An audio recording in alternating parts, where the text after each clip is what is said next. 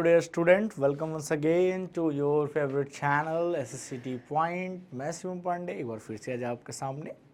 आप सभी को पता है कि जब भी मैं आता हूँ आपके लिए इकोनॉमिक्स या ज्योग्राफी के अच्छे अच्छे वीडियोस लेके आता हूँ जो आपके SSC exams, bank exam, SSC से पैरेलल कोई भी एग्ज़ाम्स हो या कोई भी सरकारी वनडे एग्ज़ाम्स हो, उसमें आपकी ये काफ़ी हेल्प करते हैं। ये सीयूटी से लेके टॉप लेवल तक जाते हैं। आप यूपीएससी के भी कुछ क्वेश्चन इनके बिहाफ पे सॉल्व कर सकते हैं, क्योंकि मैं आपकी चीज़ों को काफ़ी डेप्थ से पढ़ाने की कोशिश करता हूँ कि फ्यूचर में आप किसी भी तैयारी को करें, आपका बेस मजबूत होना चाहिए। और बेस आपको मेरी क्लास से बहुत ही अच्छे से क्लियरिटी के साथ 11th-12th के टॉपिक को रिलेट करते हुए, आपके डेली लाइफ एग्जाम्पल्स को रिलेट करते हुए यहाँ बढ़ाया जाता है। एसएससीटी पॉइंट्स के अदर टीचर्स भी जैसे मैथ्स और रीजनिंग की क्लासेस आपकी चलती रहती हैं, आप उनको भी ज्वाइन करते रहें, देखते रहें और समझते रहें और अपनी तैयारी को बेहतर बनाएं, क्योंकि यहाँ पे हम आपके साथ एक नई शुरुआत कर रहे हैं जिसमें आपका साथ हमारा विकास दोनों एक ही साथ है कि भाई आप बढ़ेंगे हम बढ़ेंगे और दोनों मिलकर कुछ देश के लिए अच्छा करेंगे। क्योंकि at the end of the day इस जीवन का एक ये भी तो महत्व है कि अपनी कंट्री के लिए, अपने लिए तो अच्छा करना ही करना है, अपने देश के लिए भी कुछ बेहतर करके जाना है। हमारा देश का युवा अच्छा होगा तो सब कुछ बेहतरीन होगा। तो उसी के साथ आज के लेक्चर की शुरुआत करते हैं। इकोनॉमिक्स के लेक्चर्स की सीरीज़ में आज का ये जो लेक्चर है, इस टॉपिक का नाम है मनी। नाम सुनते ही आपको मनी दिमाग में पैसे, 2000 के नोट, 5000 के नोट याद आ रहे होंगे, आने भी चाहिए क्योंकि कहीं ना कहीं मनी जो है, जिसे आप मुद्रा कहते हैं, अब इसी मुद्रा को आप चाहे रुपीज़ में कहें, चाहे पैसे में कहें, अब चाहे इसे 1000 की नोट कहें या 2000 की नोट कहें, अलग अलग करेंसी जिसे आप कहते हैं भाई, करेंसी हालांकि अलग चीज़ हो गई, लेकिन ठीक है, मनी, करेंसी, ये सारी चीज़ें आज हम पढ़ने वाले हैं। आज हम पढ़ने वाले हैं करेंसी इंपॉर्टेंट क्यों है, ठीक है, बार्टर सिस्टम क्या था, गॉट इट, बार्टर सिस्टम के अलावा और भी चीज़ें क्या आती, इन सारी चीज़ों के बारे में आज हम पढ़ने वाले हैं। ठीक है, तो इन सभी चीज़ों को पढ़ते हुए हम चलते हैं और देखते हैं कि आज और क्या क्या चीज़ें हम यहाँ देखेंगे। तो बढ़ते हैं और समझते हैं इसको कि मनी में हम क्या क्या पढ़ने वाले हैं। अगर आप बात करें मनी की, तो इसमें सबसे बेहतरीन चीज़ जो हमें पढ़नी है वो हम पढ़ेंगे यहाँ पे। आई थिंक यहाँ पे कुछ दिक्कत है, चलिए समझते हैं। हम कहते हैं money acts as a medium of exchange. पहले बात समझिए, पहले क्या चलता था, बार्टर सिस्टम चलता था। क्या करता था, बार्टर सिस्टम। जब आप बार्टर सिस्टम की बात करते हैं तो बार्टर सिस्टम का मतलब क्या है, सामान के बदले सामान, सामान के बदले सामान, वस्तु के बदले वस्तु, गुड्स एक्सचेंज। गुड्स एक्सचेंज क्या होता था, गुड्स का एक्सचेंज होता था, गुड्स एंड सर्विसेज का एक्सचेंज होता था। तो इससे तो भाई काम बड़ा मुश्किल होता है ना, कि आप सही कीमत कैसे लगाएंगे किसी भी चीज़ का मूल्य निर्धारण। तो प्राइस डिसाइड कर पाना बड़ा मुश्किल है। प्राइस को डिसाइड करना इस कंडीशन में बड़ा मुश्किल काम होता है कि आप प्राइस डिसाइड कैसे करें। Example, money is a commonly accepted as a medium of exchange. Medium of exchange का मतलब किसी भी चीज़ की लेन देन के लिए आप क्या यूज़ करते हैं, मनी, पैसा, मुद्रा, जो भी उस करेंसी है उस कंट्री की, ये वैलिडिटी देती है कि अगर आपको किसी भी चीज़ का लेन देन करना हो, चाहे आप कोई गुड्स खरीद रहे हो या किसी भी तरह की सर्विस ले रहे हो, ठीक है, इन सभी केसेस में क्या होगा बेटा, आपको पता चलेगा, चाहे आप कोई गुड्स ले रहे हो या सर्विस ले रहे हो, आपकी खास बात क्या है, यहाँ पे आपको मनी एक्सेप्ट की जाती है कॉमनली। ये तो मनी की पावर है, this is called power of money. Money यहाँ पे बहुत ज़्यादा इंपॉर्टेंट रोल प्ले करता है। और मनी के बारे में आप समझना चाहते हैं तो अगली स्लाइड पे आइए।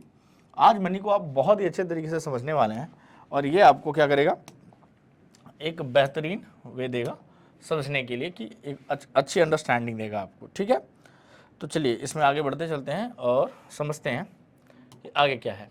अगर आप ध्यान से देखें तो आप पाएंगे यहाँ पे क्लियरली मेंशन है कि प्राइमरी फंक्शन क्या होता है मनी का। मनी का प्राइमरी फंक्शन क्या है, मेन उद्देश्य क्या है मनी का, मनी कैसे वर्क करती है। तो आप कहेंगे सर, जो मनी का प्राइमरी फंक्शन है, include the most important function of money which must perform every countries these are. तो ये कुछ प्राइमरी फंक्शन है, क्या है, मीडियम ऑफ एक्सचेंज, लेन देन का आधार, लेन देन का माध्यम कह दीजिए, आधार नहीं, हिंदी में इसे लेन देन का माध्यम कहेंगे, कि किसी भी चीज़ को लेना देना है तो आप किसके थ्रू करेंगे, मनी के थ्रू करेंगे। किसके थ्रू करने वाले हैं आप, मनी के थ्रू करने वाले हैं। आई थिंक यहाँ कुछ बैकग्राउंड इशू आ रहा है, I don't know exactly why, but there is, okay, अभी सही है। इसके बाद अगर आप बात करें तो आप कह सकते हैं कि money as a medium of exchange में that it can be use to make payment for all the transaction of goods and services. It is the most essential function of money. Money has the quality to general accessibility. ये क्या है? General accessibility, आम लोगों के through, आम लोगों में इसे स्वीकार किया जाता है। मतलब आपको जनरली इसे क्या किया जाएगा? स्वीकार किया जाएगा, कहीं पे भी इसको मना नहीं किया जाएगा। जैसे हमारे यहाँ की करेंसी है रुपया, अगर आपको क्या पॉसिबिलिटी है कि कोई रुपया लेने से इनकार कर दे? फ्री में दो या जैसे भी दो, रुपया लेने से कोई इनकार नहीं करता है। ठीक है, आप जॉब की तैयारी कर रहे हो, ठीक है, एक मोटो उसका ये होगा ना कि सब earn some good money, I am teaching here. ठीक है, हर चीज़ की अपनी एक प्रायोरिटी होती है, लेकिन कहीं ना कहीं मनी उन सब प्रायोरिटी में से एक होती है। आप मनी को इग्नोर नहीं कर सकते कहीं से, क्योंकि at the end of the day money ही तो है जो आपका घर चलाएगी, आपकी डेली की चीज़ों को पूरा करेगी। Measure of value, unit of value. अब समझिए इसका मतलब क्या है। Money as a measure of value means that money works as a common denomination. मतलब anything can be measure, anything can be measure in term of money. इसको आप सीधे लिखिए, हर चीज़ की कीमत होती है। एक डायलॉग नहीं है, हर चीज़ की एक कीमत होती है। हिंदी फिल्मों में बोला जाता है कि हर चीज़ की एक कीमत होती है। जब कोई ऐसे सीन होता है जिसमें कोई ईमानदार ऑफिसर जो बनता है तो उसको कोई विलन क्या कहता है कि तुम अपना दाम बताओ, तो बोलता है नहीं मेरा ईमान बिकाऊ नहीं। तो कहता है दुनिया में हर चीज़ की एक कीमत होती है। तो कीमत किस में आता है? मनी में ही तो आता है। कहता है 5 करोड़, 10 करोड़, इतनी लैंड ले लो, इतनी प्रॉपर्टी ले लो, ये सारी क्या है? ये कहीं ना कहीं क्या है? कीमतें हैं। इसी कीमत के भरोसे क्या होती है? ये चीज़ें चलती हैं। तो मनी से किसी भी चीज़ की वैल्यूएशन आप कर सकते हैं, और किसी चीज़ से वैल्यूएशन आप कंपेयर नहीं कर सकते। आप ये नहीं कह सकते कि 1 बीघा लैंड के बदले तुम पढ़ा दो। नहीं, ये वैल्यू, मतलब लैंड भी चलो एक तरह का है कि उसको मनी में कन्वर्ट किया जा सकता है, तो लेकिन उस लैंड की भी मनी में वैल्यूएशन देखी जाएगी कि मार्केट प्राइस क्या है। तो हर चीज़ को क्या देखा जाता है? मनी में। तो मनी ने एक स्टैंडर्ड सेट किया है। इससे पहले बड़ी दिक्कत होती थी, लेकिन मनी के स्टैंडर्ड से क्या हो गया? ये राहत हो गई है कि आप इसको एज ए स्टैंडर्ड सेटअप ले सकते हैं। ठीक है, आगे बढ़ते हैं, सेकेंडरी फंक्शन की बात करते हैं। ये तो प्राइमरी के बाद। This refers to the function of money which are supplementary to the primary function. जो प्राइमरी फंक्शन के अलावा जो और फंक्शन करती है प्लस में, उसे कहते हैं for primary function, and therefore there are also known as derivative function. तो या तो इनको सेकेंडरी या डेरिवेटिव फंक्शन कहते हैं। क्या है? Standard deferred payment. इसका मतलब क्या है भाई? ये समझिए, money as a standard deferred payment, that money act as a standard for payment which to be made in future. सीधी बात है कि आज आप कोई सामान ले रहे हैं, आज कोई सामान लिया, ठीक है, या आज कोई प्रॉमिस कर रहे हैं और कह रहे हैं इसकी पेमेंट आप क्या करेंगे? इसकी पेमेंट आप कब करने वाले हैं? फ्यूचर में करने वाले हैं। अब इसकी पेमेंट आप कर रहे हैं फ्यूचर में, तो क्या और कोई ऐसी चीज़ है जिसके लिए आप कह सकते हो कि नहीं भाई ये हम फ्यूचर में देंगे? आप कहेंगे कि नहीं, ऐसी कोई चीज़ नहीं है। लेकिन मनी एक ऐसा है जिसको आप एज ए फ्यूचर पेमेंट के लिए यूज कर सकते हो। तो किसी भी चीज़ का वादा करना हो कि इसको मैं क्या करूँगा, आने वाले भविष्य में पे करूँगा, तो वो केवल मनी की तरह है। ठीक है, which payment are not made immediately. ऐसी कई बार होती है बिजनेस में, स्पेशली आप बिजनेस में देखें तो भाई व्यापारी का व्यापार कैसे चलता है? व्यापारी का व्यापार इस तरह से चलता है कि आज सामान ले जाओ, इसको बेचो, बेच के जब पैसे कमाना कुछ हिस्सा दे दो, बाकी का जब अपना कमा लेना तो फिर हमें हमारा पैसा वापस करना। तो ये क्या है? एक तरह से स्टैंडर्ड डिफर्ड पेमेंट है ना, कि भाई आपकी पेमेंट हम फ्यूचर में करेंगे, लेकिन वो मनी के में। वो क्या कहेगा? भाई मैं जब पैसे चाहिए आज नहीं तो 10 दिन बाद दे दे। तो फ्यूचर पेमेंट का वादा करती है ये, और लोग इस पर बिलीव करते हैं। किसी और चीज़ में आप इसकी पेमेंट की बात करें तो उतना बिलीव नहीं किया जाएगा। ठीक है, money encourage such transaction and helps in the capital formation and economic development. अगर हर चीज़ नगद बेची जाए तो कहीं से भी इकोनॉमी डेवलप नहीं होगी, इकोनॉमी डेवलप नहीं होगी। छोटे स्तर की चीज़ों पे, छोटी दुकानों पे भी आप मंथ का उधार लगा देते हैं। मंथ में क्या लगता है? उधार लगता है। दुकानदारी बिना उधार के नहीं चलती। अगर आपसे कहा जाए कोई बिजनेस बिना उधार के चल जाए तो व्यापार का उधार से पुराना लेना देना है। और उधार में सारा पैसा वापस आए इसकी भी गारंटी नहीं होती है। लेकिन अगर आप उधार ना दें, अगर money as a deferred payment use नहीं की जाती, तो जितनी बड़ी इकॉनमी बनी है, जो अर्थव्यवस्था इतनी बड़ी बनती है, इतनी बड़ी अर्थव्यवस्था बनने की पॉसिबिलिटी ही नहीं होती। आखिर बैंक क्या देते हैं? बैंक लोन देते हैं सरकारों को, बैंक लोन देते हैं बिजनेस पर्सनस को, ठीक है। क्यों लोन देते हैं? कि भाई आज ये कमाएगा तो कल इंटरेस्ट के साथ पे करेगा। हमें आपको लोन क्यों मिलता है? कि आज ये कमाएगा तो कल इंटरेस्ट के साथ पे करेगा, ठीक है।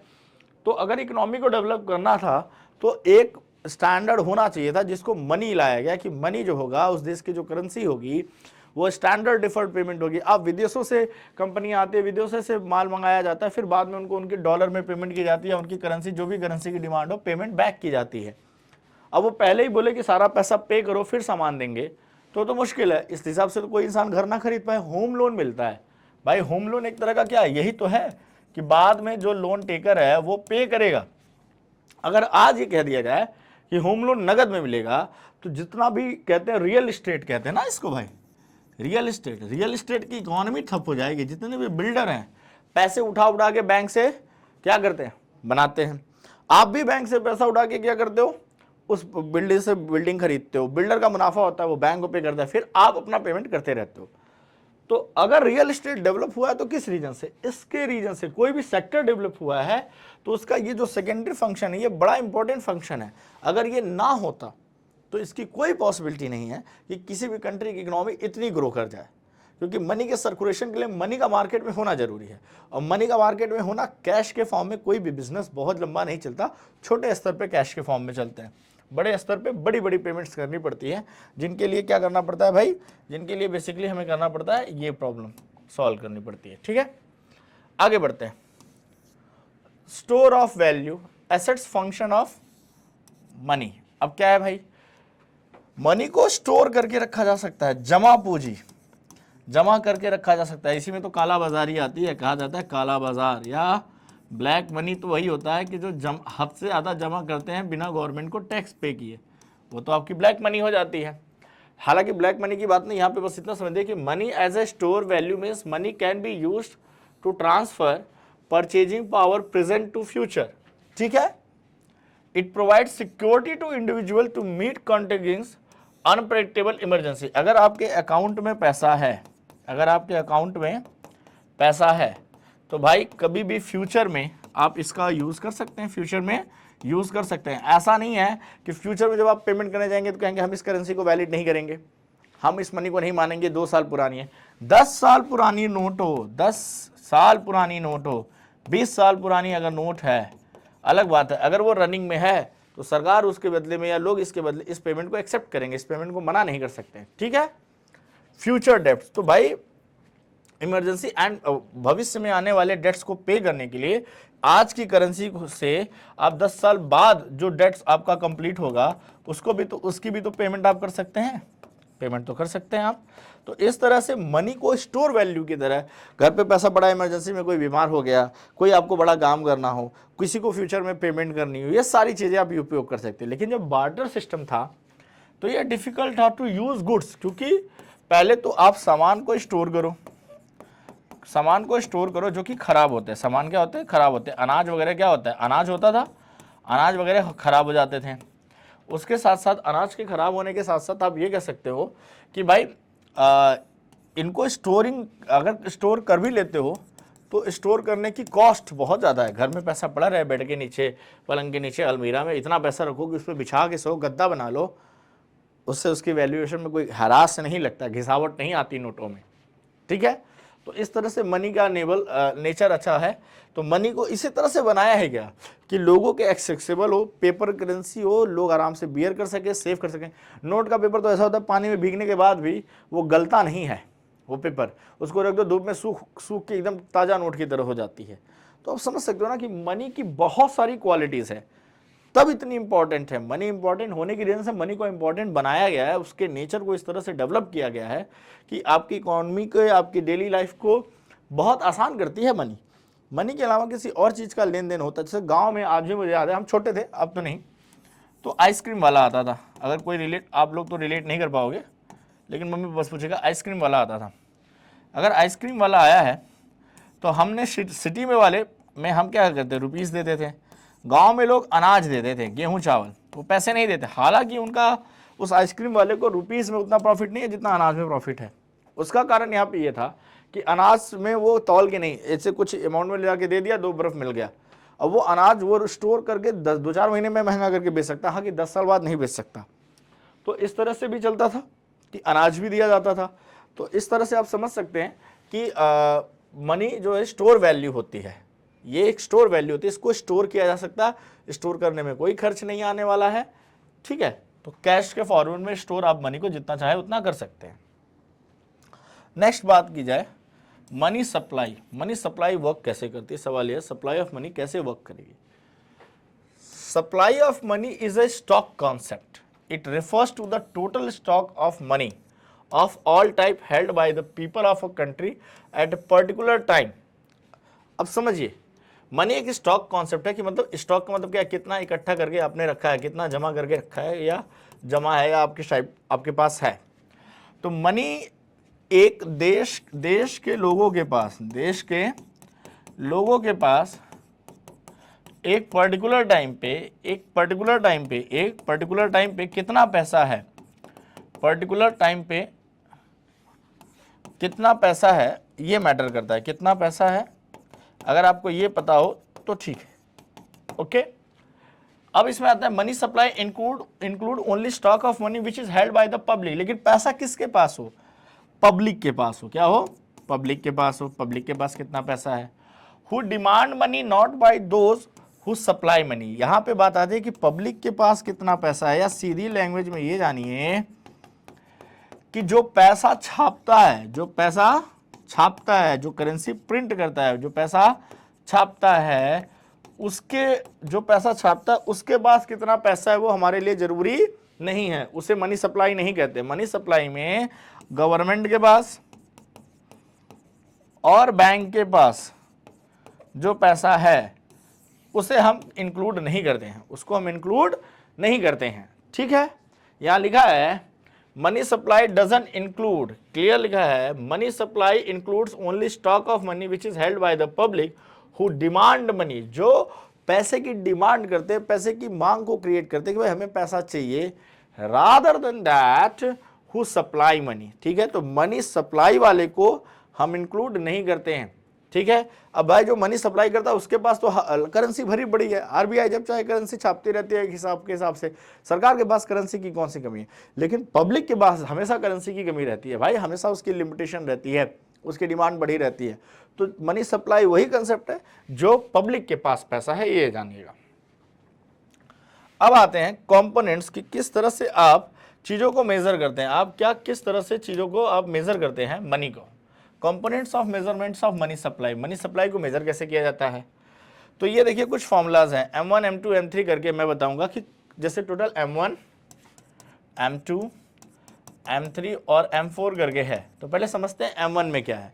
M1 में कौन कौन सी मनी आती है, तो कहते हैं CC plus DD plus OD with the RBI। OD का मतलब होता है other demand with the RBI, other draft with the RBI। Other draft with the RBI क्या है ये मैं आपको समझाऊंगा अभी अगली स्लाइड में। फिलहाल आप जानिए CC का मतलब क्या है, करेंसी इन कैश। CC का मतलब क्या होता है, करेंसी इन कैश, नगद में, पेपर नोट्स और क्वाइंस, मतलब नगद पैसा कितना है, नगद पैसा कितना है, इसे हम कहते हैं करेंसी इन कैश, ठीक है। DD का मतलब होता है demand deposit, deposit of public which commercial bank which can be withdrawn by issuing a check.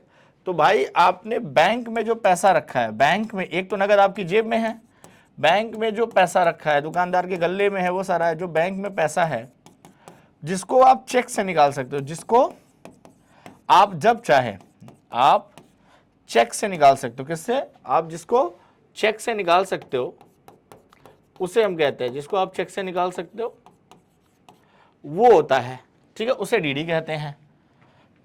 इसके अलावा it must be noted that here we only include net demand deposit, it means inter bank deposit are excluded. जैसे कभी कभी क्या होता है, bank से bank का ट्रांसफर होता है, बैंक से बैंक में मनी ट्रांसफर होता है, हम इस पैसे को इंक्लूड नहीं करते हैं, इस पैसे को इंक्लूड नहीं करेंगे। यहाँ पे वही डीडी का मतलब है, यहाँ पे डिमांड डिपॉजिट का मतलब वही है जो पब्लिक का पैसा है और पब्लिक निकाल सकती है बैंक से बाई चेक के थ्रू। ठीक है, मनी सप्लाई का M1 फॉर्मूला यही कहता है कि सीसी जितना नगद है प्लस जो आप निकाल सकते हैं चेक के थ्रू वो पैसा। इसमें आपको बैंकों के अंदर जो डिपॉजिट्स है, inter bank deposits are excluded. Inter bank deposit और those deposit held by one bank on the behalf of other bank. कई बार क्या होता है, कुछ बैंकों का पैसा कुछ अदर बैंकों के पास होता है, बाद में वो एक्सचेंज करते रहते हैं अपनी कैलकुलेशन के बाद। उन सारी चीज़ों को हम इंक्लूड नहीं करेंगे। तो सीधी बात है, आपको इंक्लूड ये करना है नगद पैसा, और ये इसी को जब आप इंक्लूड करते हैं इसे कहते हैं M1 plus OD with the RBI, other deposit with the RBI. में एक सिंपल से बात समझ लीजिए कि कुछ फॉरेन बैंक्स होते हैं, क्या होते हैं, फॉरेन बैंक्स होते हैं, ठीक है, तो उनके भी पैसे कभी आरबीआई रखता है। आरबीआई कई चीज़ों की अदर डिपॉजिट रखता है, वो मैं अभी आपको बताऊंगा अगली स्लाइड, कुछ स्लाइड्स के बाद, तो आपको समझ में आएगा कि M1 में तो मनी सप्लाई का मेजरमेंट एक M1 मेथड से किया जाता है कि M1 में आपका आता है ओडी, ठीक है, आप इससे समझ लीजिए कि सीसी प्लस ओडी भी आप कह सकते हो, ठीक है। अब M2 क्या है समझिए, M2 क्या है समझिए, एक स्लाइड ऐड कर देता हूं आप समझ जाएंगे। M1 हमने देख लिया, M1 में क्या था भाई, सीसी प्लस क्या था, डीडी डिमांड डिपॉजिट, राइट, और ओडी विद द आरबीआई, फिलहाल उसको भी छोड़ दीजिए। M2 क्या कहता है ये समझिए, M2 क्या कहता है, M2 कहता है M1 में जो था मतलब क्या था, कैश, आप ऐसे कहिए कैश और बैंक डिपॉजिट, ये जो था bank deposit by public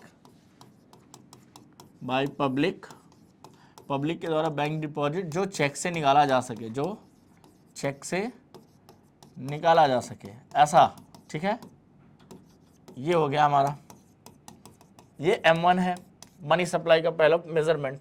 M2 कहता है M1 के साथ साथ पोस्ट ऑफिस में, आपको पता होगा कि पोस्ट ऑफिस, ठीक है, तो आप कहोगे saving account with the post office, saving account with the post office. अब आप सोचोगे सर पोस्ट ऑफिस ये कहां से हो गए भाई, आपको मैं बता दूं कि जो बैंकिंग प्रणाली है, जो बैंक्स है, वो अभी पिछले 10 ईयर में लोगों की अप्रोच तक पहुंचे हैं, लोगों की अप्रोच तक बैंक अभी पिछले 10 सालों में पहुंचे हैं, 10 से 15 सालों में। इससे पहले बैंक नहीं होते थे गांव के आसपास के एरिया में। मुझे याद है 2015-16 तक हमारे गांव के आसपास में एसबीआई की एक ब्रांच नहीं थी। 10 किलोमीटर एरिया के अंदर एक ग्रामीण बैंक खुल गया था गलती से, वो भी खास चलता नहीं था। एक पंजाब नेशनल बैंक था दनगटा के एरिया में जो पूरे एरिया का लोड उठाता था। बाद में एक एसबीआई की ब्रांच खुली, वो भी उतनी इंपैक्टफुल नहीं रही। अब बैंक्स काफ़ी सारे खुल गए हैं, अब तो करीबन 10 से 15 छोटे मोटे बैंक मिला के हो गए। यूपी बड़ौदा बैंक, ग्रामीण विकास बैंक, एसबीआई की 2 ब्रांचेस हो गई हैं, पीएनबी की पुरानी वाली ब्रांच है ही। तो आप समझ सकते हैं कि बैंकिंग वॉज नॉट ईजी, यहाँ अकाउंट होना ईजी नहीं था, लोगों को इंटरेस्ट ही नहीं था बैंकिंग में। उस टाइम लोग पैसे कहाँ जमा करते थे, पोस्ट ऑफिस में। पोस्ट ऑफिस में वो लोग पैसे को सेव करते थे, इसमें वो लेते थे, एक होता ना कि जिसमें एक पैसा जमा कर दो 9 साल के लिए, 9 ईयर के लिए जमा कर दो तो फिर डबल हो जाएगा, इस तरह की पॉलिसी लेते थे। तो उस टाइम पोस्ट ऑफिस हर गांव में था। पोस्ट ऑफिस की पहुंच ब्रिटिशर्स के टाइम से हर गांव के आसपास थी, क्योंकि वहाँ पोस्ट ऑफिस होता ही है, क्योंकि पहले चिट्ठी और लेटर चलती थी, तो हर 5 किलोमीटर में एक पोस्ट ऑफिस होता था। तो लोग अपना पैसा कहाँ जमा करते थे, पोस्ट ऑफिस में। आज भी चलते हैं, बैंक से अच्छा रिटर्न कभी कोई पोस्ट ऑफिस में मिलता है। याद रखिएगा कि पोस्ट ऑफिस में ब्याज और रिटर्न बैंक से अच्छा मिलता है, क्योंकि पोस्ट ऑफिस गवर्नमेंट के अंदर आते हैं, ठीक है। तो आप समझ सकते हो कि पोस्टल सर्विस या पोस्ट ऑफिस पे लोग क्यों इतना ट्रस्ट करते हैं। आज भी कई लोग पोस्ट ऑफिस में पैसा अपना जमा करते हैं। तो पोस्ट ऑफिस एक अच्छा सेविंग का जरिया है, ठीक है। तो M2 कहता है कि M1 में जो जो आया, मतलब आप कह सकते हो सीसी प्लस डीडी प्लस ये, आप रिलेट कर लो, सीसी प्लस डीडी प्लस ये जो हुआ आपका, ये क्या हो गया आपका, account with the post office. अब बात करते हैं M3 कहता है, M3 कहता है आपका, M3 कहता है M3 में M1 इसमें भी आएगा, plus net time deposit with the bank, net time deposit with bank. अब आपका M1 में जो आया वो आया ही, इसके अलावा बैंक में जितना पैसा आपका उस टाइम पे डिपॉजिट है, M1 में ये CCDD तो आया ही, इसके अलावा बैंक में जितना पैसा आपका उस टाइम तक डिपॉजिट है वो सारा का सारा क्या हो जाएगा बेटा, वो सारा का सारा हो जाएगा डिमांड अपने आप में हो गया M3 हो गया। और M4 में कहा जाता है, M4 में क्या कहा जाएगा, अब देखिए M4 में भी आप सोच रहे होगे M1 आ जाएगा, नहीं, M4 में M1 लाने की जरूरत नहीं है। M4 में आप कह दीजिए M3, क्या कह दीजिए M3। जब आप M3 कह रहे हैं, M3 कहने का मतलब ही हो गया कि M1 plus net demand deposit with the bank, ठीक है, M1 plus total deposit in the post office. जो सेविंग्स में फिक्स डिपॉजिट, एक फिक्स होता है, एक सेविंग होता है, एक आता है फिक्स कर दिया, हमने फिक्स कर दिया इतना पैसा, ये 9 साल 10 साल में जो डबल आना है ये फिक्स डिपॉजिट होते हैं, इनको लॉन्ग टर्म के लिए जमा किया जाता है, ठीक है। तो total deposit in the post office, total deposit in the post office, okay, ये होता है M4, ठीक है। तो अब M3 जब लिया तो M3 में क्या है, M1 plus net deposit with the bank आ गए, ठीक है। ये सारे पैसे जितने हैं ये सारे क्या है, ये वो पैसे हैं जो पब्लिक डिमांड करती है, जो डिमांड करते हैं मनी की, उनके पैसे हैं। इसमें इंटर बैंक नहीं है, मैंने आपको बता दिया इंटर बैंक एक्सचेंज नहीं है, सरकार का पैसा नहीं है, ठीक है। ये सारी चीजें इसमें इंक्लूड नहीं की जाएंगी। सरकारी पैसे, इंटर स्टेट बैंक, मतलब जो मनी होल्ड करते हैं, जो मनी को बेचते हैं, सप्लाई करते हैं, उनके बारे में हम यहाँ पे बात नहीं करेंगे, उनके बारे में हम यहाँ कोई बात नहीं करने वाले हैं। यहाँ पे किसके बारे में बात करने वाली, जो पैसा पब्लिक के पास है, पब्लिक के पास जो पैसा है, पब्लिक के पास का पैसा जो है जिस फॉर्म में हो, वो चाहे saving account with the post office हो, या total deposit with the post office हो, या net deposit with the bank हो, या जो केवल चेक से निकाला जाता हो। Net deposit with the bank में फिर वो सारे डिपॉजिट आ जाते हैं जो पब्लिक ने किए हैं। तो M1 छोटे लेवल पे कवर करेगा, M2 उससे बड़ा लेवल कवर करेगा। जैसे ही हम अलग अलग बढ़ाते हैं, जैसे कि छोटे लेवल पे कैलकुलेशन के लिए M1 निकाल लीजिए, ठीक है, इजी रहता है। जैसे जैसे आप क्राइटेरिया बढ़ाएंगे M1 से M2 पे आएंगे, तो M1 के साथ M2 का क्राइटेरिया बढ़ गया, फिर M3 में और आ गया, M3 में M2 आपने ऐड नहीं किया, सेविंग्स हटा दी और M1 में क्या ऐड कर दिया, बहुत ईजी है याद करना। M2 में M1 आया, सेविंग्स हटा दो, नेट डिपॉजिट लगा दो विद द बैंक। और M4 के लिए जब आपने M3 लिया तो M3 ने किसको कंक्लूड कर लिया, M1 को कंक्लूड कर लिया। बस क्या नहीं लिया आपने, saving account with the post office हटा दिया। तो जब सेविंग अकाउंट हटा दिया तो जरूरत ही क्या है, क्योंकि टोटल डिपॉजिट आपने ले लिया, टोटल डिपॉजिट में सेविंग अकाउंट से लेके सब कुछ आ गया पोस्ट ऑफिस में, तो इन सारों को मर्ज करके M4 होता है, ठीक है। ये मेजरमेंट्स के फॉर्मूले हैं। इनको पूछा जाएगा ऐसे कि मेजरमेंट ऑफ मनी में M1 क्या होता है, तो CC प्लस DD, फिर बोलेगा M1 plus saving account with the post office, CC plus DD plus total demand deposit बोल देगा। ऐसे 4 ऑप्शन दे देगा और चारों ऑप्शन में से आपको करेक्ट वन जानना है। तो अगर करेक्ट वन जानना है तो आपको इस तरह से याद करना है। हमेशा देखिए क्या होता है ना, फॉर्मूलों को कोरिलेट कर लीजिए, ऐसे देख लीजिए। ऐसे मैंने आपको नेशनल इनकम पढ़ाया था पिछले लेक्चर में, पिछले लेक्चर में नेशनल इनकम पढ़ाया गया। तो जब नेशनल इनकम को देखोगे तो उसको मैंने GDP, NDP, GNP, NNP, NNP eight factor cost, सारे फॉर्मूलों को ऐसा ब्रेक किया है, ऐसा ब्रेक करके पढ़ाया है आपको कि आप ऐसे फटाफट रिलेट करो और फॉर्मूला क्रिएट कर लो। आपको रटना नहीं है, आपको समझना। इकोनॉमिक्स एक टेक्निकल सब्जेक्ट है, इसमें न्यूमेरिकल्स होते हैं। हाँ, न्यूमेरिकल्स आते नहीं हैं आपके एग्जाम में, कॉम्पिटिटिव एग्जाम में, ये अलग बात है, लेकिन न्यूमेरिकल्स होते हैं। और जब जिस चीज़ में न्यूमेरिकल होता है उसका कंसेप्ट होता है, वो रटा नहीं जाता। दिक्कत हमारे साथ क्या है, जब आप इकोनॉमिक्स पढ़ते हैं तो आप रटने लगते हैं, जब रटने लगते हैं वहीं सारा गेम खराब हो जाता है। रटिए नहीं, समझिए। Economics is a conceptual things which can be understand, not like history कि उसमें आप रट लें स्टैटिक जीके की तरह कि हाँ ये होता ही होता है, इसके अलावा और कुछ नहीं होगा। अगर आप इस तरह से कहेंगे ओके तो फिर दिक्कत हो जाएगी। तो इस तरह से समझिएगा, यहाँ पे थोड़ी चीज़ें अदर होती हैं। अब मैं आपको समझाता हूँ कि OD क्या होती है, other deposit with the RBI में क्या आता है, ठीक है। क्योंकि शायद OD मैं देख लेता हूँ, अगर यहाँ पे हो तो समझा दूँ, नहीं तो फिर मैं आपको अपने साइड से समझाता हूँ। अच्छा, ये जो ठीक है, ये M1, M2, M3, M4 देखिए यही है। एक बार आपको देखना हो तो फिर से यहाँ पे देख लीजिए। M1 में केवल CU प्लस DD देख लीजिए, currency notes in the coins plus demand deposit with the commercial bank. M2 में M1 plus saving with the post office. तो आप कहेंगे कि करेंसी नोट्स कॉइन्स है, demand deposit with the commercial bank के साथ, account of the post office. M3 में क्या था, M1 plus net deposit of bank, currency notes फिर वही है, फॉर्मूले को ओपन करके लिखा गया, यहाँ पे देखिएगा एक्सक्लूडिंग NSC है। एक्सक्लूडिंग क्या है, NSC है। तो NSC को क्या करना है, एक्सक्लूड करना है। NSC क्या होता है वो आपको भी बाद में बताया जाएगा। फंक्शंस ऑफ मनी देख लेते हैं।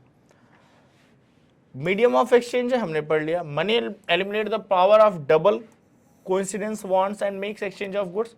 कहने का मतलब सीधे इस पूरी लाइन का मतलब मनी हमारा काम इजी करती है। अ पर्सन कैन बाई और sell of goods and service by using money. आप किसी भी तरह के गुड्स का, सर्विसेज का, जो भी आपको करना हो उसको आप क्या कर सकते हो, मनी के टर्म में खरीद सकते हो, बेच सकते हो। मीडियम ऑफ एक्सचेंज है। In order to be a medium of exchange, money must hold its value over the time as money is the most liquid so effective medium of exchange unit of account.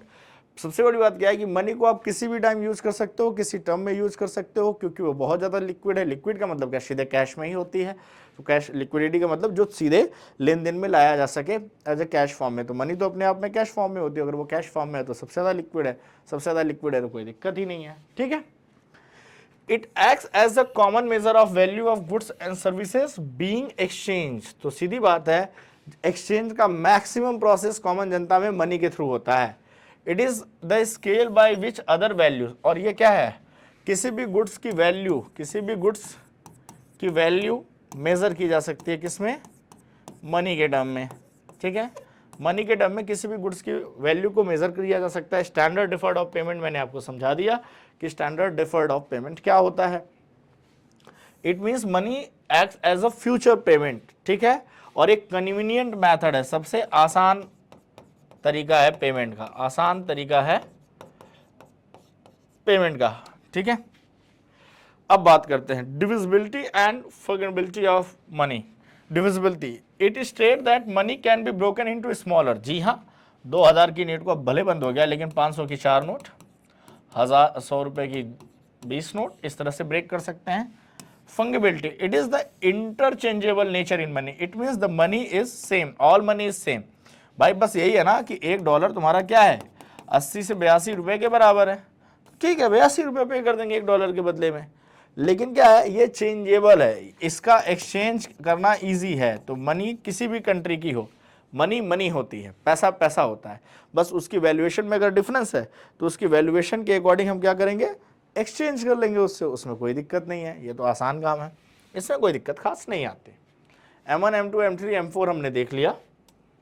चलिए types of money के बारे में बात करेंगे। अब हम समझेंगे कि मनी के टाइप्स क्या होते हैं, मनी के टाइप्स क्या होते हैं, ये हम बात करते हैं यहाँ पे कि मनी का टाइप क्या होता है।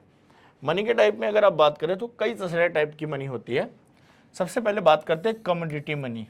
क्या होती है commodity money? Is a physical, commodity का मतलब क्या था, कोई सामान, कोई वस्तु, ये हुआ। A physical money with intrinsic value use other than money. जैसे कि भाई आप अल्कोहल की बात करें, कोक की बात, बीन्स की बात करें, copper, gold, silver, salt, sea shells, tea, अगर आपके पास कोई भी है, they all are historical example जिनका यूज किया जाता था एक्सचेंज करने के लिए। पहले क्या होता था भाई, गोल्ड और सिल्वर दिए जाते थे, उसके कॉइन्स, कॉपर दिया जाता था, कोक का, बीन्स, मतलब ये सारे क्या थे, तो ये क्या थे, कमोडिटी मनी, जो पहले बार्टर सिस्टम में बेसिकली यूज किए जाते थे।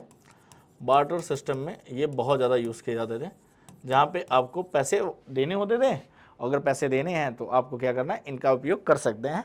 तो ये क्या देते हैं, कमोडिटी मनी, जब सामान को, आपकी वस्तुओं को एज ए यूज़ किया जाए मनी के टर्म पे। आगे क्या है, फेट मनी क्या है भाई, फेट मनी क्या है, सवाल ये आता है कि फेट मनी क्या होती है। तो हम कहेंगे सर फेट मनी की बात है, fiat money is a currency issued by the government that is not backed by a commodity such as gold. Fiat money has face value. अच्छा फेट, अब देखिए क्या होता है, जब भी सरकार करेंसी प्रिंट करती है, RBI करेंसी प्रिंट करती है, तो उसके पीछे गोल्ड रिजर्व होता है। क्या होता है, गोल्ड रिजर्व होता है, और उसी के हिसाब से, लेकिन सरकार के, आपकी जो नोट है, आपकी जो नोट है, आपको जो 500 रुपए की नोट है, उससे बस एक ही लिखा रहता ना कि मैं धारक को 500 रुपये अदा करने का वचन देता हूं, और फिर आरबीआई गवर्नर की साइन, आरबीआई गवर्नर की साइन। अगर उस पेपर की कीमत पूछी जाए तो वो 1 से 2 रुपये भी नहीं है, लेकिन उसकी फेस वैल्यू है, उसकी क्या है, फेस वैल्यू है कि उस पर जितना लिखा है 500, मतलब उसकी वैल्यू 500 है, तो फेट मनी है। मतलब इसके ऐसा नहीं कि 500 के बदले आपको गोल्ड दे देगा कोई, ठीक है। तो ऐसा है कि government that is not backed by the community such as gold, specially gold standard माना गया था। एक टाइम था कि अमेरिका कहता था कि अगर आप मुझे डॉलर दो, तो डॉलर को गोल्ड के बराबर कर दिया था अमेरिका ने, कहता था कि डॉलर दो और गोल्ड लेके जाओ, क्योंकि मैक्सिमम जब अमेरिका ने लोगों को कर दिया तो उसके बदले वर्ल्ड वॉर 1-2 में मैक्सिमम दुनिया से उसके पास गोल्ड का भंडारण हो गया और उसने डॉलर को इंटरनेशनलाइज कर दिया, और वहीं से डॉलर मोड ऑफ पेमेंट बन गया, इकोनॉमी का बेस बन गया। इससे पहले अमेरिका का डॉलर इतना बड़ा इकोनॉमी का बेस नहीं था। वर्ल्ड वॉर 1-2 में अमेरिका ने इसको इस तरह से डेवलप किया, फ़ायदा उठाते हुए सिचुएशन का। तो पहले गोल्ड के बदले डॉलर देना शुरू किया, फिर बाद में अमेरिका ने भी मना कर दिया, बोला नहीं अब डॉलर के बदले हम गोल्ड नहीं देंगे। इतना नहीं, क्योंकि आप हर समय डॉलर के बदले गोल्ड नहीं दे सकते, ठीक है। When fiat money is backed by a gold or silver standard, it is referred to the representative money. And when the central bank promised to pay bearer some of the money in rupees and currency referred to the anonymous bearer bond with the zero interest, face value और intrinsic value, ठीक है। तो basically जो हमारी सरकार होती है, RBI होती है, वो गोल्ड से इसको बैक करती है, जो पैसा प्रिंट करती है उसे गोल्ड से बैक किया जाता है, ठीक है। जिसपे एक सेंट्रल बैंक प्रॉमिस करती है बेरर को कि उसको पैसे मिलेंगे। करेंसी रिफर्ड एनोनिमस, जिसके पास भी वो करेंसी होगी उसको उस पर पैसा मिलेगा, लेकिन उस पर इंटरेस्ट नहीं मिलेगा। ऐसा थोड़ी कि आपने 1000 रुपये की नोट अपने जेब में लेके घूम रहे तो सरकार उस पर इंटरेस्ट भी देगी, नहीं, सरकार इंटरेस्ट नहीं देगी। लेकिन अगर आपको प्रॉमिस किया गया 1000 की नोट है तो 1000 रुपये आपको मिलेंगे, वो आपकी फेस वैल्यू है, ठीक है। The face value of a coin currency is legal value in relation to the other forms of the currency. The market value of constituent metal within the coin is referred to the intrinsic value. हाँ, अगर जो coin आप use करते हैं, coin किसी ना किसी से मेटल से बना होता है। मेटल आजकल मार्केट में महंगे हैं, तो कई बार क्या होता है कि अगर 1 रुपये का कॉइन है या 5 रुपये का कॉइन है, तो हो सकता है उसके अंदर जो मेटल यूज किया गया हो उसकी भी वैल्यू 1 से 5 रुपये के बीच में हो। तो लेकिन करेंसी में ऐसा नहीं है, ठीक है। इसलिए करेंसी ज़्यादा चलती है, कॉइन कम चलते हैं। 1000 रुपये का कॉइन नहीं चलाया जाता, मैक्सिमम 10 रुपये के कॉइन्स चलाए जाते हैं, क्योंकि कॉइन्स को बनाने में मेटल्स लगते हैं, मेटल्स की कीमत ज़्यादा, और जितने अच्छे तरह से आजकल मॉडिफाई किया जाता है, थोड़ा सा पीतल, कॉपर और जो भी मिलाया जाता है, एल्यूमिनियम, सिल्वर, मुझे नहीं पता एग्जैक्टली किस मेटल से वो बनता है, तो उसकी अपनी वैल्यू होती है, उसकी अपनी लीगल है कि भाई अगर आप, कई लोग क्या करते हैं, कॉइन्स को इकट्ठा करते हैं, फिर उसको कॉइन्स को कलेक्ट करके उसको गला के कुछ उसमें से सारे मेटल निकाल के उसका भी बिजनेस चलता है, ठीक है। तो ऐसे कई सारे टेंडर्स पाए गए, क्योंकि उस जो वैल्यू है कॉइन में, जितना मेटल यूज हुआ है वो उसकी वैल्यू के लगभग बराबर हो जाता है, ठीक है, इसलिए वो रखते हैं। Fiat money has face value, fiat money doesn't have intrinsic value, only metal currency have intrinsic value. तो इस इंट्रिंसिक वैल्यू का मतलब क्या है, जैसे 500 रुपये के नोट का जो पेपर है, अगर उसको बनाने में भी 500 रुपये लग गए तो वो अपनी इंट्रिंसिक वैल्यू रखेगी, ठीक है। कि अगर सरकार ना भी ले, जैसे नोटबंदी हुई, सारे नोट बेकार हो गए, अगर उसकी कोई इंट्रिंसिक वैल्यू होती नोटबंदी में, तो भाई आप अपना पैसा सरकार को वापस ना करके उसका पैसा कहीं ना कहीं से बचा लेते, क्योंकि उसके पेपर की वैल्यू है, लेकिन रियलिटी में वो पेपर तो बेकार है। लेकिन अगर आप कॉइन की बात करेंगे, कॉइन की बात करेंगे तो वो मेटल से बनते हैं, तो कॉइन्स की फेट वैल्यू भी होती है, फेस वैल्यू भी होती है, और इंट्रिंसिक वैल्यू भी होती है। तो फेट मनी वो मनी होती है जो भाई सीधी बात है, फेट मनी क्या होती है, फेट मनी की फेस वैल्यू होती है, कोई इंट्रिंसिक वैल्यू नहीं होती है। मतलब सीधी बात है, जिसको गवर्नमेंट होल्ड करती है, गवर्नमेंट बैक होल्ड करती है अपने किससे, गवर्नमेंट बैक होल्ड करती है, उसे हम क्या कहते हैं, बेसिकली फेट मनी कहते हैं। चलिए आगे बढ़ते हैं। फिड्यूशरी मनी क्या है? Fiduciary money is the money that is accepted as a medium of exchange due to the trust that exist between the payer and payee. It is not declare legal tender. अच्छा, ये legal tender नहीं है, सरकार की तरफ से नहीं है, लेकिन जिसको लेना है और जिसको देना है, अगर उन दोनों में ट्रस्ट है तो कोई बात नहीं। Generally fiduciary money is paid in gold, silver and paper money, ठीक है। तो गोल्ड में पेमेंट करना, सिल्वर में पेमेंट करना, इसके लिए सरकार के बॉन्ड की जरूरत नहीं है। इसे लीगल टेंडर भी नहीं माना गया है, लेकिन चल जाता है, ये आपस में चल जाता है, ठीक है। तो इसे हम फिडुशियरी मनी कहेंगे।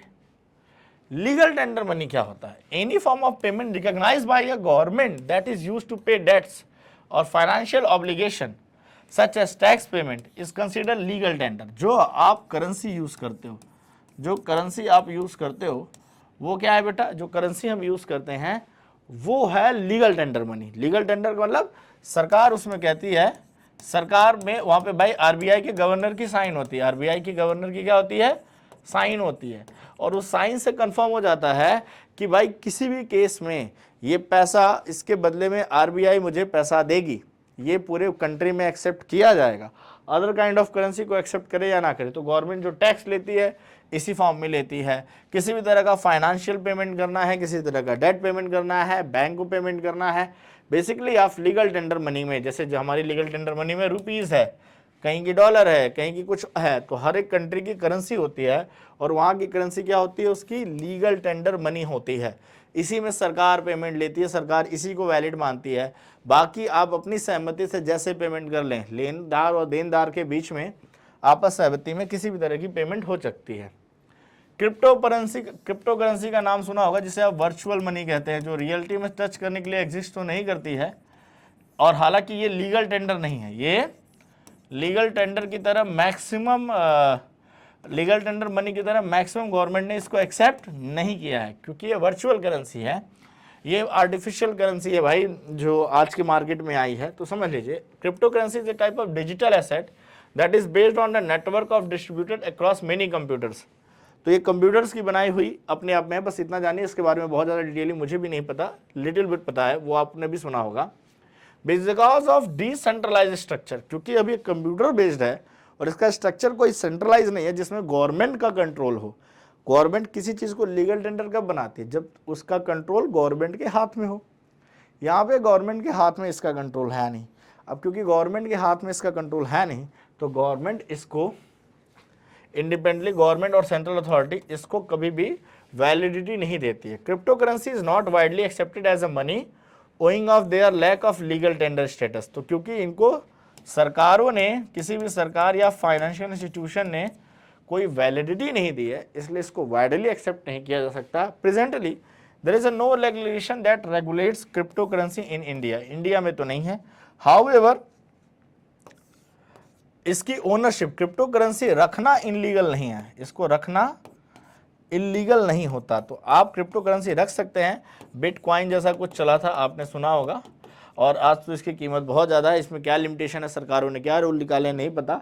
हालांकि इसकी डिमांड वगैरह अच्छी है और ये बड़े महंगे भी होते हैं, ठीक है, और इसमें कई सारे रूल रेगुलेशन लाए जा रहे हैं। हो सकता है फ्यूचर में क्रिप्टो करेंसी आए और बड़ा गेम मार्केट में दिखाए, क्योंकि जिस तरह से टेक्नोलॉजी बढ़ रही है तो डिजिटल करेंसी पे भी लोगों की डिपेंडेंसी बढ़ सकती है। हो सकता है ये फ्यूचर में एक मेजर रोल प्ले करे, बट फिलहाल की अवस्था में यह इतना बड़ा रोल नहीं प्ले करती है, ठीक है। प्लास्टिक मनी, सीधी बात है, जितने भी तरह के आप कार्ड्स यूज करते हैं, ATM card, debit card, credit card, cash card, ये सारे के सारे प्लास्टिक मनी है, मुझे बताने की ज़्यादा जरूरत नहीं है, ठीक है। Currency management in India, bank notes are printed at 4 currency press. भाई हमारे यहाँ 4 करेंसी प्रेस है, ये नाम याद रखिएगा, यहाँ इंपॉर्टेंट है। 2 are owned by Reserve bank of India, Security Printing and Minting Corporation of India Limited, SPMCIL, ठीक है, Security Printing and Minting Corporation of India Limited at Nashik. कहाँ पे? नासिक, महाराष्ट्र भाई, महाराष्ट्र नासिक, एंड देवास, 2 जगह पे है। 2 आरबीआई के अंदर है, and 2 are owned by the government of India, Bharatiya Reserve Bank Note Mudran Private Limited, BRMP NPL at Mysore and Salboni. तो भाई मैसूर आपको पता है कर्नाटका के पास का है, सालबोनी है, नासिक है और देवास है। ये 4 प्लेसेस हैं जहाँ पे इंडिया की करेंसी प्रिंट होती है। तो आप सोच रहे भाई यहाँ पहुँच जाए एक जगह, जैसे एक वो आपने फर्जी मूवी देखी ना, फर्जी मूवी में क्या दिखाता है कि जो पेपर होता है ये बड़ा यूनिक होता है, ये पेपर एक्सपोर्ट किया जाता है और स्पेशली इसको किसी और को अथॉरिटी नहीं होती, गवर्नमेंट की अथॉरिटी होती है, उसको वो पेपर चाहिए होता है। तो वो क्या कर लेता है, वो चोरी करता है उसकी। वो ऐसी जगह से चोरी होता है जहाँ पे ये पेपर पाए जाते हैं। तो ये पेपर कहाँ पे पाए जाएंगे, ये पेपर कहीं बनते होंगे, फिर इन चारों प्रेस पे जाते होंगे।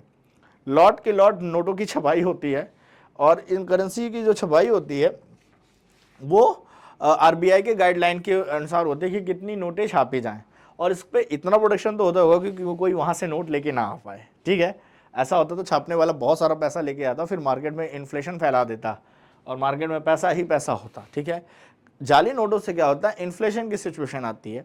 इन्फ्लेशन की सिचुएशन क्या है, मैंने आपको एक लेक्चर में ऑलरेडी समझा दिया है, तो आप उसको वीडियो को भी देख लीजिएगा कि इन्फ्लेशन क्यों होता है एक्सेस मनी प्रिंटिंग से, आपको समझ में आ जाएगा। मिंटिंग ऑफ कॉइन्स है कौन है भाई, coins are minted in 4 mints. The mints are located at Mumbai, Hyderabad, Kolkata and Noida. तो 4 जगह है। Role of Reserve Banks of India in currency, भाई रिजर्व बैंक ऑफ इंडिया क्या है, करेंसी प्रिंट करती है, लेकिन कॉइन्स जो 1 रुपए का कॉइन है, 1 रुपये का कॉइन है और 1 रुपए की नोट है, ये मिनिस्ट्री ऑफ फाइनेंस करती है। क्या करती है, मिनिस्ट्री ऑफ फाइनेंस का काम है। ये मिनिस्ट्री ऑफ फाइनेंस का, सरकार भारत की वित्त मंत्रालय के द्वारा 1 रुपए का नोट और 1 रुपए की करेंसी होती है। बाकी का जो काम है वो बेसिकली आप कह सकते हो कि 1 रुपए की नोट के अलावा बाकी करेंसी कौन है, रिजर्व बैंक ऑफ इंडिया का काम है ये। ठीक है, तो मिंटिंग ऑफ कॉइन्स का आपने देख लिया। Management, RBI has the sole right to issue bank note in the India. Only 1 rupees note is issued by the government of India. बाकी कॉइन्स का वो मिंटिंग करती है गवर्नमेंट ऑफ इंडिया। ओके, तो भाई बैंक नोट में 10 रुपए, 20 रुपए, 50 रुपए, 100 रुपए, 200, 500 और 2000 भूल जाइए। ठीक है, कितनी लैंग्वेज लिखी रहती है, पूछा गया है कि एक करेंसी पे कितनी लैंग्वेज लिखी रहती है, फिर कौन कौन सी फोटोज होती हैं, ये सारी चीजें पूछी गई हैं। तो आपको पता होना चाहिए, यहां से पूछ लिया जाता है। तो 15 लैंग्वेज है are appearing in this panel of bank notes in addition of Hindi. तो टोटल 16 होगी, जिसमें एक हिंदी होती है, बाकी अदर 15 लैंग्वेज लिखी जाती है। टोटल हमारे कॉन्स्टिट्यूशन में कितनी, 22 लैंग्वेज को मान्यता है। 22 में से 16 लिखी जाती हैं। आप सोचिए, मतलब एक नोट पे एक ही चीज़, 10 रुपए की नोट, 10 रुपए की नोट, 10 रुपए की नोट, कितनी बारीक प्रिंटिंग है और कितनी बारीक वो है कि मतलब उसको फर्जी नोट बना पाना आसान काम नहीं है। जो बनाते होंगे उनके पास अच्छी टेक्नोलॉजी एंड अदर चीज़ें होती होंगी, वो मुझे नहीं पता, लेकिन ये आसान काम नहीं है। ठीक है, इसके बाद देखिए, India is the 5th economy after the US, Britain, Japan and European union. अभी शायद 4th पे और हम 3rd लार्जेस्ट इकोनॉमी बनने की तरफ है, राइट। करंट अभी कितने हैं, 4th पे हैं शायद, एंड 3rd पे हम बनना चाहते हैं। ठीक है, और हमारे पास यूनिक करेंसी सिंबल है, ये करेंसी सिंबल है। The new symbol as an amalgamation, ये मिक्सअप है देवनागरी के रा and Latin word R without the stem. R में लैटिन वर्ड आर है, तो इसका ये और रा का वो मिला के हमने क्या बनाया, रुपीज। ये मतलब एक यूनिक सिंबल है। पहले ऐसे रुपया तो कोई सिंबल नहीं होता था, ये रू तो नहीं, हमने इसको इस तरह से देवनागरी और लैटिन वर्ड को मिक्स करके हमारी सिंबल्स बनाई गई। All denomination of currency notes are signed by the governor of RBI. Right में कौन है, शशिकांत दास जी हैं। तो शशिकांत दास जी की हर नोट पे जो नई नोट है उस पर साइन मिल जाएगी। उस पर वही लिखा रहेगा कि मैं धारक को 500 रुपये, 1000 रुपये, 100 रुपये अदा करने का वचन देता हूँ। भाई तो सीधी बात है कि एक तरह से गवर्नमेंट का प्रॉमिस है, अदरवाइज उस नोट के पेपर की कोई खास वैल्यू है नहीं। समझ में आई बात। तो आपको यहाँ से चीज़ें समझ में आ गई होंगी। Note is signed by. चलिए 2 स्लाइड्स और हैं। डिजिटल रुपीस क्या है भाई, इन बजट 2023 फाइनेंस मिनिस्टर कौन है, Nirmala Sitharaman ji, launch its own digital rupees 2020-23। इसके according reserve bank of India on 1 November 2022 started pilot project of its central bank digital currency, जिसे सीबीडीसी कहते हैं, या डिजिटल रुपीस। ये क्या होता है, CBDC is the digital form of currency note issued by a central bank. 9 bank identify for the participation. तो इस डिजिटल करेंसी को बेसिकली 9 बैंकों, अभी ये प्रैक्टिस में है, बेसिकली 9 बैंकों ने पार्टिसिपेट किया है। Whole sole pilot project are SBI, bank of Baroda, union bank of India, HDFC bank, ICICI bank, Kotak Mahindra bank, yes bank और IDFC bank first and HSBC bank ने इसे लीगल टेंडर किया है।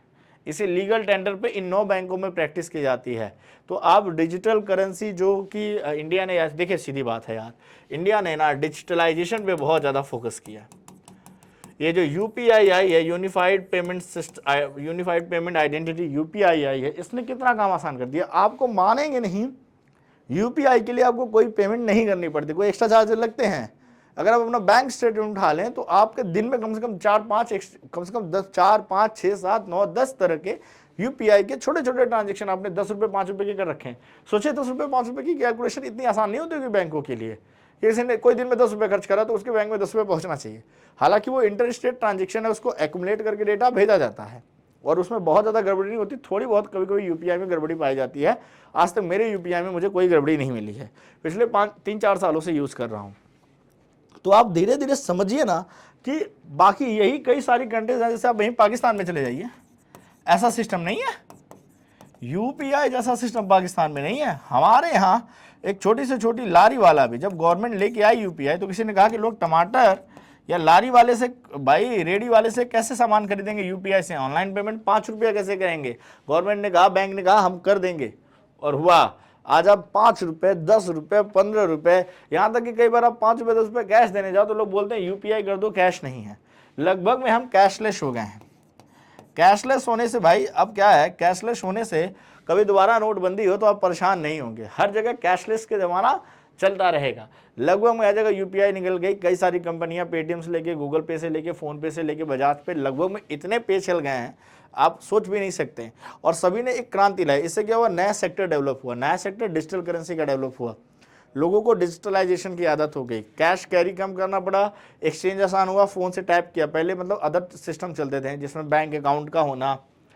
अब तो पेटीएम आपका अकाउंट खोल देता है। आपका बैंक, जिन लारी वालों का अकाउंट नहीं था, पेटीएम ने उनका अकाउंट अपने साइड से खोल दिया और उस अकाउंट में पैसा जाता है। तो आप समझ सकते हैं ना कि पूरा सिस्टम बदल गया है यार डिजिटलाइजेशन से। In budget 2023 a tax income from virtual asset from assessment year was announced. तो इसी तरह से भाई अब क्योंकि गवर्नमेंट ने वर्चुअल करेंसी लगाई है तो उस पर टैक्स भी लगाएगी। तो इस तरह का 2023-24 या ईयर 23-24 कर लीजिए, एक्चुअली 22-23 कीजिए इसको, ठीक है, 22-23 ही होगा, में अनाउंस किया गया एक तरह का वर्चुअल टैक्स। तो वर्चुअल करेंसी पे टैक्स कैसा लगेगा, वर्चुअल लगेगा, क्योंकि गवर्नमेंट टैक्स तो लेगी। कुछ भी अनाउंस करे, आपको पढ़ा है फिजिकल पॉलिसी में, भाई फिजिकल पॉलिसी का वीडियो मैं फिर से बोल रहा हूँ, अच्छे से देख लीजिएगा, बहुत ही इंपॉर्टेंट वीडियो है। अगर आप फिजिकल पॉलिसी नहीं पढ़ते हैं तो इकोनॉमिक्स में कुछ नहीं जानते, मेरा ऐसा मानना है। आपको फिजिकल पॉलिसी की समझ होनी ही होनी चाहिए कि सरकारें अपना बजट कैसे बनाती हैं, ठीक है। लास्ट स्लाइड पे चलना है। लास्ट स्लाइड पे बहुत ही अच्छी इंफॉर्मेशन है मनी के बारे में कि किस करेंसी के नोट पे क्या सिंबल होता है, वो सिंबल से क्वेश्चंस पूछे गए एग्जाम्स में। तो चलिए समझ लेते हैं। देखिए यहाँ से आपको चीज़ें समझ में आ जाएंगी कि क्या है ये। 10 रुपये की नोट है, 20 की नोट है, 50 की, 100 की, 200 की, 500 की, 2000 की भूल जाइए, इसको छोड़ दीजिए। इसमें आपको पता है कि ऑर्बिट मिशन, मार्स मिशन का फोटो था, वो सैटेलाइट वाला फोटो था, राइट। तो उसी को लोग कहते थे इसमें चिप लगी है, या बहुत सारे अफवाहें उड़ी। Sun temple of Konark Orissa, 10 रुपये की नोट में क्या होता है, sun temple of Konark Orissa. पूछा गया एग्जाम्स में कि 10 रुपये की नोट में निम्न में से कौन सा, which of the following symbol has been made in 10 rupees note, 20 rupees note. आपको स्टैटिक के पार्ट में, ये एक तरह का आप समझिए आपका स्टैटिक हो गया, इकोनॉमिक्स से रिलेटेड, करेंसी से रिलेटेड आपका स्टैटिक हो गया। और आपका स्टैटिक का पार्ट अगर यहाँ पे रेडी होना चाहिए। 20 रुपीज़ में ग्रेनिश येलो होती है कलर, एलोरा केव्स इन रिवर्स, ग्रीनिश येलो कलर है, थोड़े हल्के कलर में आई है, और एलोरा केव्स इन रिवर्स। पीछे के साइड में क्या है, एलोरा की केव्स हैं। चलिए मेरे पास शायद कुछ नोट हो, ज़्यादा तो होंगी नहीं, मैं देखता हूँ। तो चलिए आप यहाँ पर देख सकते हैं, मेरे पास 20 और 50 की नोट है, तो देख लेते हैं। यहीं पे सामने गांधी जी हैं, किस तरह का कलर है, ग्रीनिश येलो है, ये ग्रीनिश येलो है। इसके अलावा पीछे ये देखिए लिखा भी है अलोरा की गुफाएं, तो अलोरा की गुफाएं इन रिवर्स पीछे। तो देखिए यार, मेरा ऐसा कहने का मतलब है कि आप लोग ना जो नोट्स है ना उसको एक बार देख लिया करें। अब देखिए 50 रुपये की बात करें, Hampi chariot of Vitthala temple Karnataka, तो पहले ब्लूइश कलर है, सब पे आगे गांधी जी आते हैं। और पीछे का हिस्सा देखिए, पीछे में अगर आप ध्यान से देखें पीछे में, तो पीछे में आपको दिखेगा ये क्या है, पीछे में आपको ये दिखेगा Hampi chariot of Vitthala temple Karnataka. Hampi क्या थी भाई, विजयनगर एम्पायर की एक तरह से राजधानी थी। तो वहाँ पे ये जो हम्पी में बना हुआ है, और ये 15-16 जो लैंग्वेज लिखी है वो भी आप देख सकते हैं। आप सोच रहे होंगे सर 1000 की और 500 की नोट दिखाएंगे। यार जैसा कि मैंने बोला कैशलेस हो गए हैं, तो 100 की नोट कल ख़त्म हो गई, और 500 की नोट तो पता नहीं कब लास्ट टाइम रखी थी। तो समझ सकते हैं आजकल यूपीआई का ज़माना है। 100 की नोट पे लेवेंडर कलर, रानी की वाव, ठीक है, श्रावस्ती रिवर पातन की है, Rani Udayamati for king Bhima and Chalukya Solanki advocate dynasty 11th century, UNESCO heritage site है। रानी की वाव की फोटो लगी हुई है। सांची स्तूपा, हाँ 200 रुपये में अगर आपके पास करेंसी है तो जाके देख लीजिए, 200 रुपये के नोट में सांची स्तूपा मध्य प्रदेश में। सांची स्तूपा भाई किससे रिलेट करता है, बुद्ध रिलीजन से। और आपको पता है वर्ल्ड का लार्जेस्ट गोल गुंबज, वर्ल्ड का लार्जेस्ट कहा जाता है गोल गुंबज जो है, स्तूपा या गोल गुंबज जो है, एक तरह से कहा जाता है गोल गुंबज, इस तरह से कहा जाता है। तो वो भी कहाँ है, यही है सांची स्तूपा पे है, ठीक है। 500 की नोट पे red fort of Delhi, Delhi का लाल किला किसने बनवाया था, शाहजहां ने, राइट, शाहजहां ने ही बनवाया था, ठीक है। शाहजहां को मतलब आर्किटेक्चर किंग ऑफ इंडिया कहा जाता है, ठीक है। तो उसका बचपन का नाम खुर्रम था, कुछ ऐसे हिस्ट्री में आप पढ़ेंगे उसके बारे में। 2000 में आप जान लीजिए Mangalyaan, Mars orbit of mission, भाई उसी टाइम मंगलयान सक्सेसफुल हुआ था, तो उस सक्सेस को दिखाने के लिए 2000 की नोटों पे ये प्रिंट किए गए थे। तो इस तरह से आपने देख लिया कि करेंसी का डिनोमिनेशन क्या है, करेंसी किस तरह से प्रिंट होती है, कहाँ पे क्या होती है। एक बार मैं आपको M1 M2 M3 वाले फार्मूलाज देख लीजिए, वहाँ से क्वेश्चन आते हैं। डिनोमिनेशन तो आप देख ही सकते हैं, fiat, fiduciary money, community money, types of money आपने देख लिया। M1 M2 M3 देख लीजिए क्या होता है। और मैंने आपको बोला था ओडी बताने के लिए, OD other deposit of RBI वो जान लीजिए। तो एक तो मैंने बोला था कि RBI फॉरेन बैंक्स या फॉरेन ओडी का मतलब क्या होता है, RBI फॉरेन बैंक या फॉरेन गवर्नमेंट के कभी कभी डिपॉजिट्स होल्ड रखती है, ठीक है, उसको होल्ड रखती है, तो वो उधर डिपॉजिट पे आता है RBI के साथ। इसके अलावा इंटरनेशनल फाइनेंशियल इंस्टीट्यूशन जैसे IMF और जैसे IMF का या वर्ल्ड बैंक का अगर डिमांड डिपॉजिट है, क्या है, उनके डिमांड डिपॉजिट है, उनके डिमांड डिपॉजिट हैं, तो वो भी किस में आएगा, वो भी ओडी में आएगा, other deposit with the RBI में आएगा। इसके अलावा अगर आप बात करें तो demand deposit of financial institution like NABARD, तो नाबार्ड आपको पता है, नाबार्ड इंडिया का एग्रीकल्चरल रूरल डेवलपमेंट बैंक है, 1982 में इस्टेब्लिश किया गया है।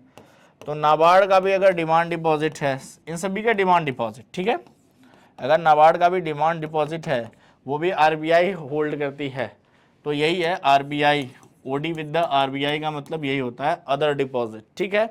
तो RBI का काम ही है भाई, सभी बैंकों की बैंक है RBI, जो आपको मॉनेटरी पॉलिसी में पढ़ाया जाएगा। अभी मॉनेटरी पॉलिसी मैंने पढ़ाई नहीं है आपको RBI की, तो वहाँ से आपको पता चलेगा मॉनेटरी पॉलिसी में कि कैसे सभी बैंकों की बैंक RBI होती है और किस तरह से वो इन सारी चीज़ों को, भाई फॉरेन एक्सचेंज रिजर्व भी तो RBI के हाथ में होता है, अदर बैंकों के हाथ में नहीं होता है। तो बस आपको लगभग में यहाँ पे M1 M2 M3 सब कुछ समझ में आ गया। यहाँ से अब आपको मनी से रिलेटेड, मुद्रा से related, types of money, money का फंक्शन क्या होता है, प्राइमरी और सेकेंडरी फंक्शन क्या होता है, मनी की इंपॉर्टेंस कैसे होती है, कैसे मनी मेजर रोल प्ले करती है चीज़ों के एक्सचेंज में, मनी को कैलकुलेट करने के 4 मेजरमेंट कौन कौन से हैं, ठीक है, ये सारी चीज़ें आपने देख ली। करेंसी देख ली, करेंसी कौन प्रिंट करता है कौन नहीं करता है, 1 रुपये का नोट कौन प्रिंट करता है, बाकी नोट कौन प्रिंट करता है, कहाँ कहाँ RBI के करेंसी प्रिंटिंग प्रेस हैं वो आपने देख लिया कि करेंसी प्रिंटिंग प्रेस के बारे में हमने ये 4 जगह देख ली। ये चारों जगह भाई आपको पता होनी चाहिए, पूछा गया है एग्ज़ाम में, इसलिए आपको यहाँ पे लिखवाया गया है खास करके कि Nashik, Dewas, Mysore and Salboni 2 reserve bank के पास है, 2 गवर्नमेंट ऑफ इंडिया के पास है, सबके नाम अलग अलग हैं। तो बस आज के लेक्चर में इतना ही। और मिलते हैं अगले लेक्चर में कुछ अदर टॉपिक के साथ। आई होप आपको लेक्चर पसंद आया हो। पसंद आया तो आप इस हमारे साथ एसएससी टी पॉइंट टीम के साथ बने रहिए। आपकी तैयारी हम इसी तरह से बेहतर बनाते रहेंगे। जय हिंद, जय भारत।